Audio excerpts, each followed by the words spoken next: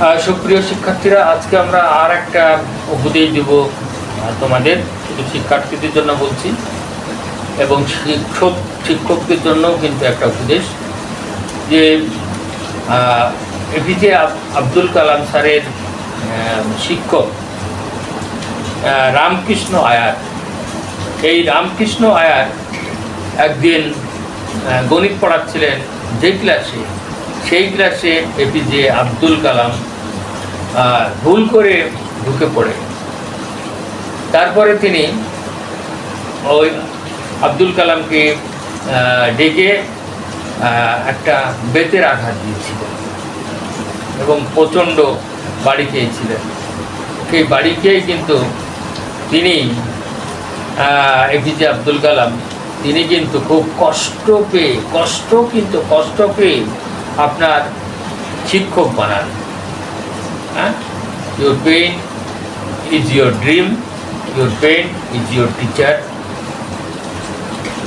এইটা মনে করে যারা লেখাপড়া করে, যে রামকৃষ্ণ আয়ার যখন বেদ মারলেন, রামকৃষ্ণ আয়ার কিন্তু ওরই এপিজে আব্দুল কালাম স্যারেরই কিন্তু শিক্ষক ছিলেন।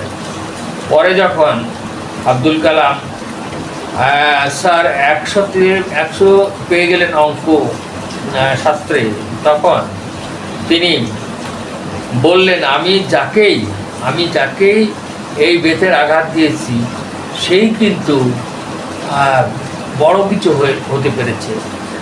আব্দুল কালাম স্যার তার এই ঘটনাটাই কিন্তু তার এই বইয়ের ভিতরেই বলছে যে আমি যদি চড়ের ওই যে বেতের আঘাত না খাইতাম, কষ্টকে টিচার বানাইতে হয়েছে, কষ্ট থেকে শক্তি অর্জন করতে হয়েছে, কষ্ট থেকে শক্তি অর্জন করেছে বলেই আজকে এপিজে আব্দুল কালাম সে আজ অনেক বড় হতে পেরেছে। এবং তার স্বপ্নই ছিল পাখিরা কেন আকাশে ওড়ে, কী করে ওড়ে, তা তিনি এই দিকেই কিন্তু অ্যারোনটিক্যাল ইঞ্জিনিয়ার হতে পেরেছিলেন। স্বপ্ন নেভার স্টপ ড্রিমিং, এবং pen will be your teacher, pen will create your dream.